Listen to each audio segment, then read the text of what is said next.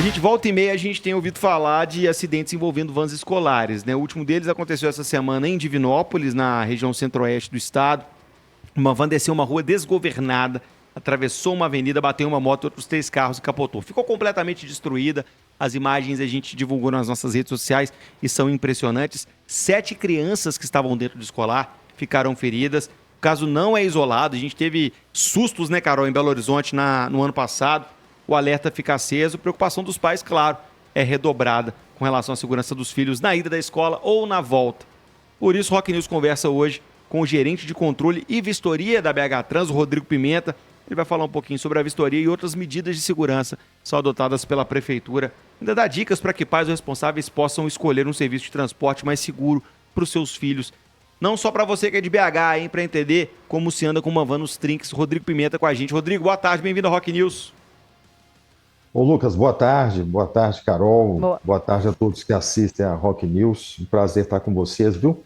Parabéns pela rica programação aí, e esse assunto especialmente é de interesse de todos nós. Ô Rodrigo, a gente trouxe recentemente o caso do Sion, né? Aquela van que acabou descendo uma ribanceira, um susto também, né, Carol? A gente teve outros casos similares em BH, esse de Divinópolis agora, voltando à pauta sobre a segurança de vans. Eu vou começar com uma simples, Rodrigo. Qualquer um, eu tenho uma van em casa hoje, eu vou transformar ela em escolar. Vou pegar ela, vou fazer uma lista de alunos, vou começar a rodar. É permitido? Você precisa fazer uma inscrição mediante a prefeitura? Como é que funciona esse cadastro de motoristas de vans e de vans escolares no município, Rodrigo? Veja só, Lucas, até 2011 era um sistema de concorrência pública, né? A pessoa precisava de esperar abrir-se esse processo licitatório e aí só conseguia se ele vencesse ali a concorrência. De 2011 para cá, esse processo foi simplificado, mas não deixou de ser formal. Abriu-se, então, a oportunidade de credenciamento. O que é isso? É publicada a abertura de um credenciamento, é emitida uma lista de documentos, de exigências que a pessoa precisa, pessoa física ou jurídica, tá? Precisa atender, é dado um prazo para ele apresentar essa documentação, né? E essa documentação é conferida, é publicado o resultado, aqueles que foram aprovados, ou atende, está ok, eles têm um prazo para apresentar o veículo, também dentro de um regulamento, tudo certinho. Se houver pendências, é dado um prazo, uma oportunidade de ele sanar as pendências, né? E aí chega o prazo, expira, e aí ele tem um prazo, ele tem um limite para apresentar um veículo em adequadas condições. Ele vai estar devidamente regularizado, o operador, dentro dos documentos, tem a parte que é de certidões, as mais diversas, a CNH adequada para o tipo de transporte, a questão de saúde, e uma coisa que é muito importante os pais terem ciência, esse operador terá feito cursos, né, de atendimento ao público, voltado especificamente para esse tipo de serviço. Então é um serviço que deve ser levado a sério, não se pode enganar com uma simples faixa escolar amarela, qualquer um pode conseguir uma faixa dessa, a van. Então, alguns cuidados que todo pai pode tomar são essenciais, né? Eu posso reduzir em 2, os principais.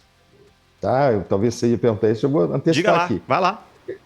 Ele tem que apresentar um registro de condutor válido, emitido pelo órgão, no caso hoje a SUMOB, né, que está dando sequência ao trabalho da BH Trans.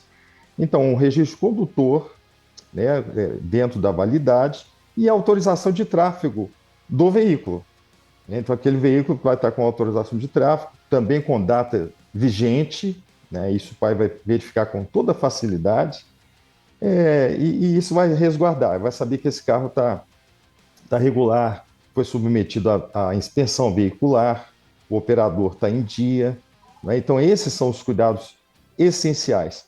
Há outros, né, que a gente pode citar, como, por exemplo, dar uma olhada, ele não precisa ser especialista técnico em mecânica, mas dá uma olhada no carro, né, ver se você tem o seu filho, a criança, tem um cinto de segurança para ele estar devidamente acomodado ali no banco, de acordo com a idade da criança, né, tem lá um assento de elevação, ou tem uma cadeirinha, tem um bebê conforto, ele tem acima de 10 anos, aí sim pode sentar no banco da frente, esses cuidados Sim, básicos, né? sim. A janela é uma preocupação muito grande, a criança pode se projetar, pô, a cabecinha ali para fora do carro, há um limite. Então, observem, e os nossos ouvintes estejam atentos a isso. Há toda uma legislação, há uma regulamentação, o CTB rege isso, não é? O veículo escolar, além da identificação, ele tem que ter ali, né, o cronotacógrafo, que vai registrar toda a movimentação do carro, né, o cinto de segurança, de acordo com a capacidade do veículo, né, além das condições gerais. Né, se o carro é um carro conservado. Normalmente, o transporte clandestino, via de regra, ele não tem a mesma condição, né, de um carro que está sendo submetido a inspeções periódicas, que é fiscalizado. Então, o pai precisa ter esse olhar e não se sentir constrangido de pedir essa documentação. Às vezes o Sim. pai, não vou pedir, né? Isso é função da fiscalização, não. Acho que o maior interessado, nós somos também, mas nós teremos êxito se unirmos forças. E o nosso maior e mais eficiente fiscal, e que está mais presente na cidade inteira, são os usuários, né? No caso, os responsáveis aí pelas crianças, adolescentes, né? De conhecer aquele transporte que você está contratando. E mais, tá? É preciso que se estabeleça uma relação contratual, é um serviço, né? Então, um serviço privado. Então, quem está te oferecendo tem que te oferecer um contrato, assine com calma, né? Onde se estabelece ali as cláusulas de vigência, Sim. de reajuste, pagamento, tudo mais. São essas Ó, questões normais. Rodrigo Pimenta, ele que é gerente de controle e vistoria da BH Trans, a pauta são as vans aqui, a gente falando de vistoria de vans e falando de equipamentos de segurança e o que você, pai, precisa avaliar para entender realmente a quantas anda aí essa van que você quer contratar para levar seu filho, buscar seu filho na escola. Carol tem pergunta? Fala comigo, Carol. Rodrigo, a minha dúvida ficou nesse processo realmente aí, quando a pessoa está nesse, né, ela vai se legalizar, vai se credenciar, e aí a gente fala das vistorias, você deu todas essas dicas aí para os pais também observarem, mas existe de fato essa vistoria também feita pela prefeitura, né, para conferir se tudo isso está em dia. Como é que funciona isso? A pessoa vai lá e aí ela se inscreve e ela tem a documentação avaliada, existe aquela conferência no carro, leva-se o carro lá, o veículo, para olhar se está tudo dentro dos conformes. Como é que funciona de fato esse dia da vistoria? Tá, Carol, muito importante, tá? O veículo, primeiro, há toda uma normativa nacional, né, de condições de conforto, higiene e especialmente segurança. Todos os modais, né, de transporte, eles precisam se submeter a essas regras, né? Como eu disse, para entrada no sistema, ele já tem que apresentar um veículo em devidas condições. Aí veja só, vocês vistoriávamos, literalmente, tá? A vistoria nós temos um corpo técnico muito experiente, por sinal. Até 2019, todos os veículos. A gente acaba falando vans, mas tem vans, tem ônibus, enfim. Todos passavam por aqui até 2019, tá? Submetia as inspeções regularmente, semestrais, isso é uma exigência não de Belo Horizonte, né, mas nacional. O CTB exige a periodicidade mínima semestral. Só que, a partir de 2019, o Detran ele publicou uma portaria chamando para si essa responsabilidade, né? Então, não que nós deixamos de ter responsabilidade, mas a vistoria em si ela não é mais feita pelo município, tá?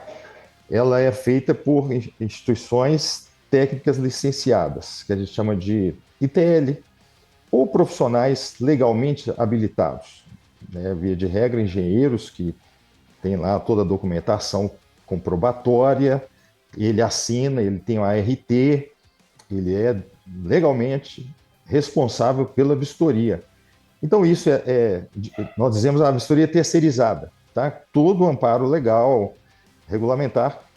Então, seja o operador que está começando hoje, ele tem que apresentar hoje para nós aqui, não o veículo, mas ele vai apresentar na entrada, sim, vai ter a identificação do veículo, mas a condição de segurança é conferida mediante a apresentação deste laudo aprovado em uma inspeção veicular devidamente amparada pela norma nacional. Tá certo?